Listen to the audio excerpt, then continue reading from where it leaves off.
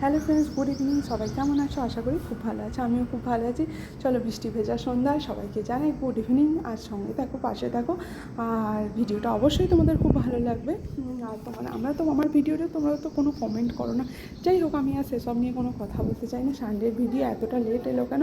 কারণ সারাদিনে এতটাই কাজের প্রেশার থাকে। আর আগের তোমাদের ভিডিওতে বলেইছি যে ভিডিও বানালেই শুধু হয় না, তাকে এডিট করতে অনেকটা টাইম লাগে। ছোটো বাচ্চাকে নিয়ে সংসারের সমস্ত কাজ কমপ্লিট করে ভিডিও এডিট করার টাইম হয়ে ওঠে না। তাও টাইম বার করে ভিডিও বানাতে থাকি।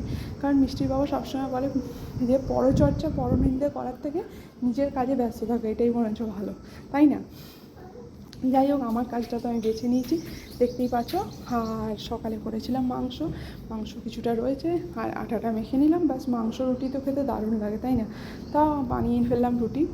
আর রুটি মিষ্টির জন্য আছে মাছ। ও তো মাংস খেতে খুব একটা পছন্দ করে না, ওর জন্য মাছ। আর ভাতটা তো কমপ্লিট হয়েই গেছে, তোমরা দেখেছো। আর ভিডিওটা যদি ভালো লেগে থাকে আমার, অবশ্যই লাইক শেয়ার সাবস্ক্রাইব করো। প্লিজ তোমরা পারলে কমেন্ট করো, কারণ ভিডিও তো সবাই দেখতে থাকে, কিন্তু কমেন্ট করার সময় কেউ করে না। তারপর লাস্টে কী করলাম, জলটা চালিয়ে শুয়ে